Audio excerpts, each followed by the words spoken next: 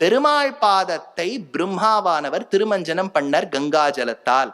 அந்த பெருமாள் பாதத்தில் பட்ட கங்கா ஜலத்தை சிவபெருமான் தன் சிரஸ்ல தாங்கினார். அதனால தான் அந்த கங்கைக்கு திரிபதகா, மும்மூர்த்திகள் சம்பந்தம் பெற்றது. பிரம்மாவின் கமண்டலு சம்பந்தம், நாராயணுடைய பாத சம்பந்தம், சிவபெருமானுடைய கேச சம்பந்தம், இது மூன்றுமே இருக்கின்றது.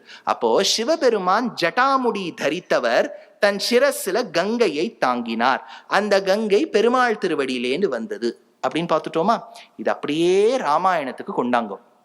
ஸ்ரீமத் ராமாயணத்துல ஜட்டாமுடி தரித்துத்தான் பரதாழ்வான் அயோத்தியாலேந்து கிளம்பி சித்திரக்கூட்டத்துக்கு வரார்.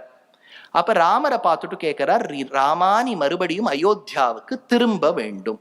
அப்ப ராமர், இல்லப்பா 14 வருஷம் நான் முடிச்சுட்டு தான் வருவேன், அப்பாவுக்கு நான் சத்தியம் பண்ணியிருக்கேன், இப்ப என்னால வர முடியாதுங்கிறார்.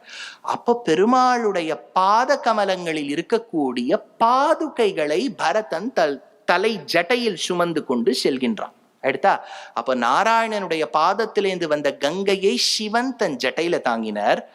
ராமன் என்கின்ற நாராயணனுடைய பாதத்திலேந்து வந்த பாதுகைகளை ஜட்டை தரிச்ச பரதன் தாங்கிறார்.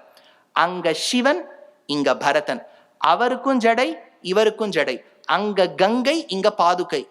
இதெல்லாம் நீங்க சொல்றீங்களோ? இல்ல, ஒரு ஸ்லோகம் இருக்கு பாதுகா சஹஸ்ரத்துல, பாதாம்புஜத்விகலிதாம் பரமஸ்ய பும்சஹ த்வாமாதரேண வினிவேஷ்ய ஜட்டாகலாபே அங்கீச்சகார பரதோ மணிபாதரக்ஷே கங்காதிரூட சிரசோ கிரிஷஸ்ய காந்திம் அப்படின்னு எடுக்கிறார். அதனால பாதுகை கங்கைக்கு சமமானவள், சிவனுக்கு சமம் பரதன். எப்படி புரிஞ்சுக்கலாம்னா, பரதன் இல்லையா, சிவபெருமான் ஆடக்கூடிய நாட்டியத்துக்கு என்ன பேரு? பரதநாட்டியம் அப்படிங்கிறது தானே பேரு.